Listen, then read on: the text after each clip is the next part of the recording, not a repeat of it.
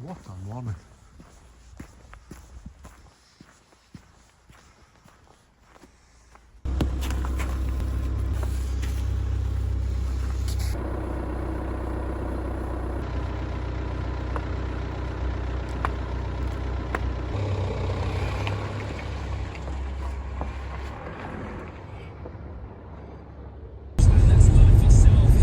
Right, not the best weather this morning. The forecast is to snow for the rest of the day, and then it's to freeze for the rest of the week.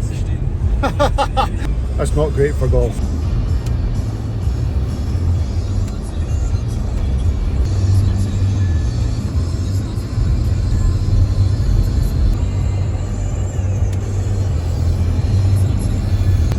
We're not going to let this stop us though.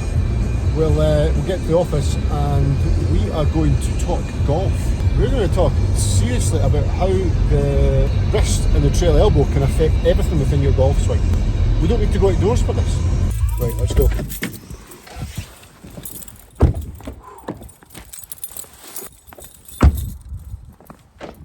So I get in Sunday morning, which means I have the whole place to myself.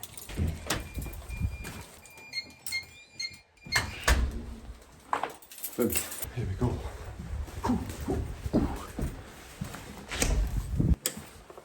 Sunday mornings. Nobody here. I'm going to take tomorrow off. Tomorrow's Monday. Tomorrow is I don't know, everyone's back to work tomorrow after school holidays and Christmas stuff. So I'm going to work today. Take tomorrow off. And then that way, I feel like I'm one up on everyone. Result.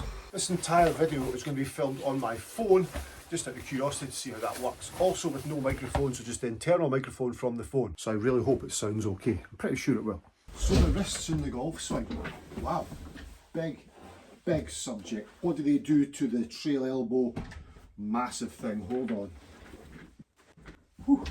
So this is a big deal. So while we discuss the trail elbow and the wrist, I'm going to upload a video to YouTube.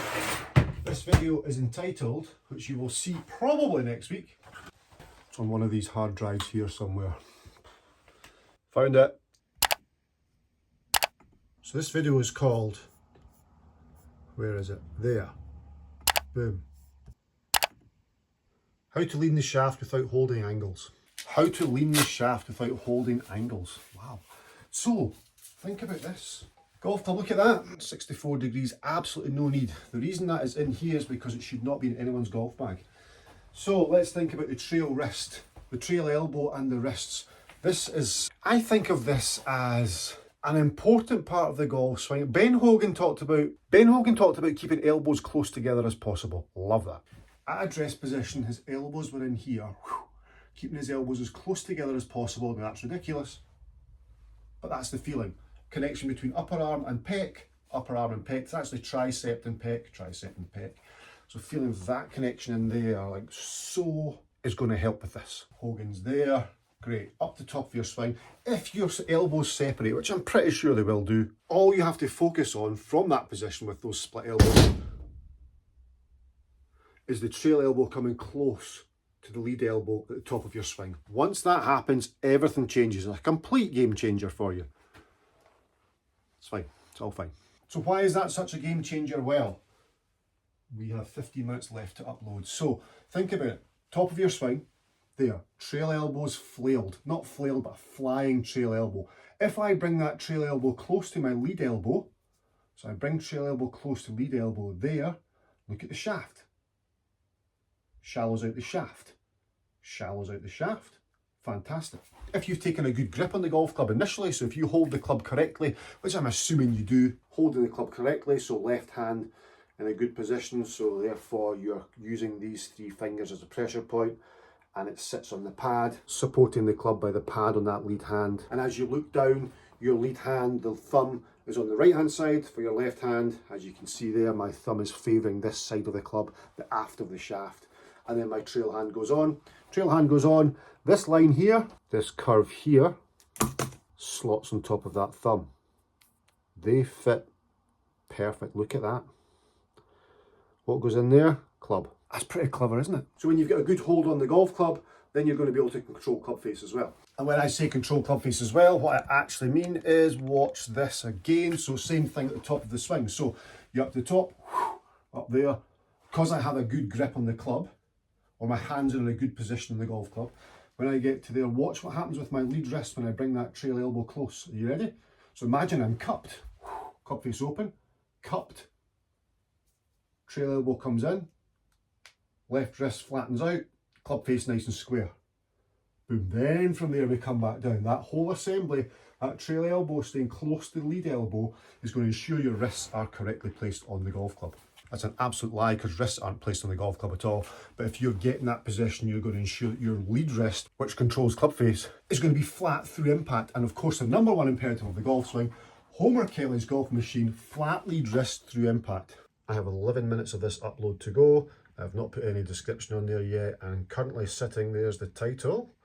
I'm currently sitting an optimized score right now of 24 out of 100, but watch this. If I add this to a playlist, let's call it vlog for example, and go back up here, that 24 becomes 29, 28. And then you add your hashtags, description in there, pimp up the title, pimp up all the other bits and pieces, and before you know it, you optimize your score. The idea is to try and get that to 100. Does it make any difference? Not really. I think it's just a sort of benchmark to project your video from. And having done that, I think it gives you a little bit of peace of mind that you're on the right track when you're uploading your video. See this? This little piece of genius is a light. No light, light.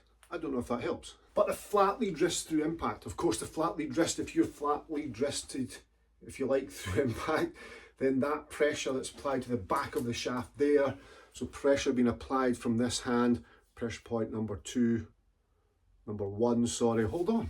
Bending, straightening, pressure point number one, pressure point number 2, 3, 4. Yes, pressure point number one. God, I had to really think about that there. Pressure point number one is where that trail hand touches that lead hand. So earlier on we talked about that position. There. That's pressure point number one. And when you're coming through impact there, feeling that pressure on there, that's going to help with your flat lead wrist. Also pressure point number 3, which is where the aft of the club sits on the trail hand. So there, so that pushing motion and that there is going to give you that flat lead wrist. Now, as you come down from the top of your golf swing and that trail elbow comes closer to the lead elbow, the club then sits on pressure point number 3. You'll feel it. So I'm here, pressure point number 3, there. Trail elbow comes close to lead elbow, club shaft flattens, so now it's sitting more on that position there. Great. As that swings round towards impact, you're using this pressure point and there to flatten the lead wrist. So when the trail elbow comes close to the lead elbow to start your downswing, you are going to ensure all those things happen. You'll feel pressure point number 2, boom. You'll feel pressure point number 3, boom. You'll experience the flat lead wrist. It's flat in relation to the back of forearm, so therefore club face is going to be square. And your swing will be shorter. You'll have a shorter golf swing, no longer a long swing, because you've started off like Hogan with your elbows closer together. Maintaining that relationship to the top is going to reduce the length of swing. No longer is that trail elbow going to get away from you and long. You're going to be in there nice and tight and then getting tighter on the way down. So the whole assembly between trail arm and lead arm is going to be there on the way down. Look at that. Same every time, boom. Where are we with this upload? Nearly there. I hope that video's been helpful. I'm going to make myself a coffee now.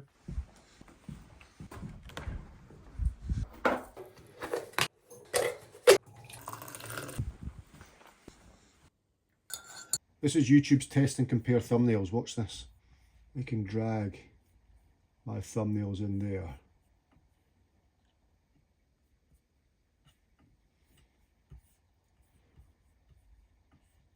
Like so. So that's 3 thumbnails for this video that's going to come up, and YouTube will test them. So you'll see one of the 3. You'll see one of the 3, and then over time YouTube will tell me as to which one's performing the best, and that's the one I'll leave on the channel. Clever. Fingers crossed in our next video the sun comes out. Now, I can't guarantee that's going to happen, and hopefully the snow will have thawed, but you've got to be optimistic. As I say, I'll see you soon. Bye-bye.